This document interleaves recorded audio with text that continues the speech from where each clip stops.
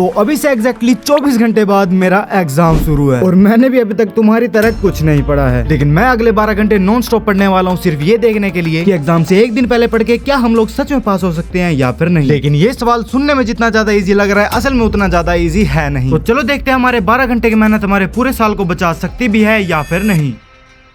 अब चैलेंज शुरू करते ही मेरे सामने एक बहुत बड़ी प्रॉब्लम आके खड़ी हो चुकी थी। मुझे एक नहीं बल्कि 4 सब्जेक्ट को कंप्लीट करना था और जितना बड़ा सिलेबस बचा था उसे देखने के बाद तो मुझे खुद नहीं लग रहा था कि मैं ये सब कर भी पाऊंगा। बट मेरे पास एक प्लान है। मैं हर सब्जेक्ट के सिर्फ और सिर्फ इम्पोर्टेंट क्वेश्चन ही करूंगा और इसी के साथ ही अपने काम को और ज्यादा इजी करने के लिए मैं 90-30 रूल का भी यूज करने वाला हूँ। और जिन्हें नहीं पता मैं उन्हें बता दूं कि 90-30 रूल का मतलब होता है 90 मिनट तक पढ़ाई करना, उसके बाद में 30 मिनट तक कोई भी फ्री एक्टिविटी करना। मतलब कि 90 मिनट पढ़ने के बाद मुझे 30 मिनट का रेस्ट लेना है। लेकिन अब सबसे बड़ा सवाल है मैं क्वेश्चन कहाँ से लेके आऊँ। अब मैं इतना कुछ सोच ही रहा था कि मुझे याद आता है कि ये काम तो हमारी क्लास के टॉप पे बच्चे ही कर सकते हैं। बस फिर क्या था, मैं फटाफट से अपना फोन निकालता हूँ और कॉल करके सारे इंपॉर्टेंट क्वेश्चन मंगा लेता हूँ। ये देखो भाई, देख रहे हो पूरी की पूरी PDF आ चुकी है तुम्हारे भाई के पास। तो अब फाइनली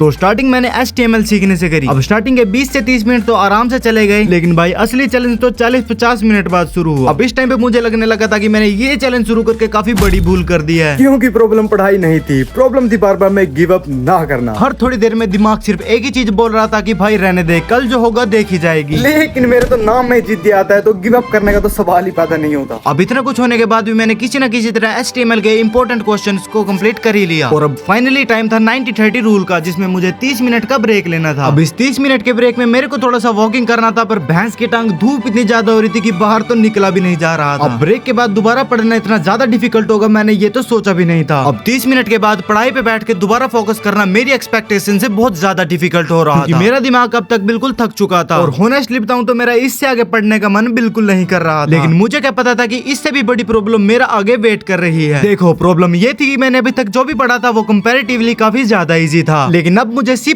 पढ़ना था जो कि मैंने आज तक कभी नहीं पढ़ा था। तो मैंने C++ पढ़ना शुरू कर दिया और अब मुझे जाके रियलाइज होने लगा कि मैं अभी तक कितना ज्यादा पीछे था। और अब इतना टाइम पास करने के बाद मेरे पास तो गिव अप करने का कोई ऑप्शन ही नहीं बचा। तो अब मैंने अपना पूरा टाइम C++ को खत्म करने में लगा दिया था, लेकिन मुझे बिल्कुल भी अंदाजा ही नहीं था कि आगे मेरे साथ क्या होने वाला है। अब इतनी मेहनत करने के बाद मुझे फाइनली कुछ कॉन्सेप्ट समझ में आने लग गए थे। पहली बार मुझे ये लगने लगा था कि मैं अपने एग्जाम में पास हो सकता हूँ। काफी स्ट्रगल और कंफ्यूजन के बाद मैंने फाइनली C++ के इंपॉर्टेंट क्वेश्चंस को भी खत्म कर दिया था और अब इन 12 घंटों में से आधा टाइम भी ऑलरेडी हो चुका था। लेकिन अभी प्रॉब्लम ये थी कि अभी भी मेरे पास 2 सब्जेक्ट बाकी थे। अब या तो मैं अगले 6 घंटे उन दोनों सब्जेक्ट को पढ़ लेता या फिर मैं एग्जाम में जाके दूसरों के मुंह की तरफ देखता। तो मैंने ऑपरेटिंग सिस्टम और CSS को बिल्कुल रेस की तरह खत्म करना शुरू कर दिया। भाई सच बताऊं तो मुझे इस टाइम पे ना ही कोई थकान महसूस हो रही थी ना ही कोई स्ट्रेस। तो मैं अगले कुछ घंटे नॉन स्टॉप लगा रहा बिना किसी डिस्ट्रैक्शन के और फिर मैंने इन दोनों सब्जेक्टों को भी डिसिप्लिन में रह के कंप्लीट कर दिया। और अब फाइनल रिजल्ट से पहले ये चैलेंज मेरी सोच से ज्यादा डिफिकल्ट था, क्योंकि इस चैलेंज में मुझे सिर्फ पढ़ाई नहीं बल्कि खुद को बार बार में गिव अप करने से भी रोकना था। और अब सच बताना, अगर तुम्हारे पास भी एग्जाम से पहले 12 घंटे होते तो क्या तुम इस चैलेंज को कंप्लीट कर पाते? और अगर जानना चाहते हो कि मेरी इतनी मेहनत के बाद रिजल्ट क्या है, तो इस चैनल को सब्सक्राइब कर लेना, क्योंकि मैं बहुत जल्द रिजल्ट के अपडेट डालने वाला हूँ। बाय।